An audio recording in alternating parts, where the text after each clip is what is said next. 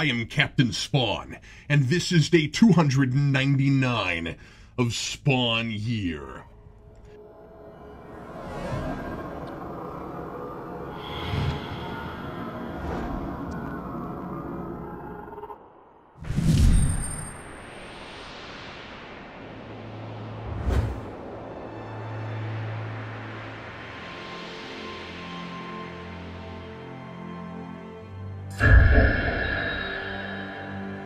Not altogether unsurprisingly, this issue touts Spawn up as a valiant hero undeservedly. Remember, this is the guy who only agreed to try to stop the apocalypse and continue on because Man of Miracles saved Wanda from suicide. If she died, then screw everyone and everything. At the end of last issue, he sacrifices himself in a blaze of glory because the creator of everything told him the fate of the world depended on his listening to Cyan, who he apparently doesn't care enough about to save the world for all on her own. So, Man of Miracles resurrects Spawn in yet another total rebirth. Mom says it's his third birth, but I've seen at least 5 or 6. And Spawn's got himself an immortal celestial body now, complete with angel wings, because he's totally redeemed himself, and he's flying high with the real righteous now, the not-so-all-powerful creator of the universe who made 2 self-absorbed, compassionless despots who can't help but naturally be that way because that's how he made them, and so is totally to blame for all the pain and death caused the human race due to their idiotic war. Yep. He's way better than heaven or hell. He's the sort of guy I'd want to go barbecuing with on the weekends. So I'm supposed to applaud in Marvel Spawn for not being an idiot and doing the one thing he's supposed to if he wants to stop the end of the world. Stand there and let himself get killed. The thing we can be sure he would have done if Wanda had died. The big impressive sacrifice, the guy who hardly ever proactively does anything because he can't decide if he even wants to exist, is stand around and get himself killed. That's poetic, and still possibly meant as the punchline of an elaborately concealed joke, lampooning this material while simultaneously continuing the same steadily mounting train wreck. Sure, it's unusual for Spawn to not be an idiot, but I should never be expected to praise the hero for that. And yeah, for another character that might have been noble and endearing and difficult, but asking Spawn to let himself die is a little like asking Sam Burke to eat too many donuts. It's kind of his natural inclination. If only Wanda had died, and that spurred Spawn on, where he realizes all of this destroyed the love of his life, and he wants to be better than that for Cyan, whose only other real role model is Terry, and he's cuckoo for Cocoa Puffs. This would have been a harder decision, and maybe even a little sad for the audience. So Man of Miracles' plan is this loopy. Judas is actually Mom's great warrior, who was the best of the disciples because he betrayed Mom when he was Jesus, understanding how important that betrayal was. He didn't do it for 30 pieces of silver, he did it because he trusted Mom enough to betray him.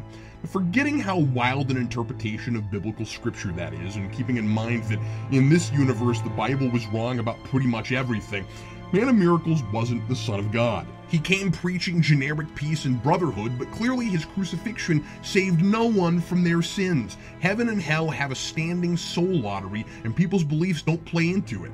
Except apparently in getting drafted as a mind-controlled armored zombie in the Rapture. Come to think of it, and this is a side note, if the faithful get drafted at the apocalypse, why can heaven claim them then, but not when they die? Okay, my point is, Judas betrayed Jesus because that had to happen for him to be crucified. But why was that important if Man of Miracles doesn't side with heaven and has no claim to souls?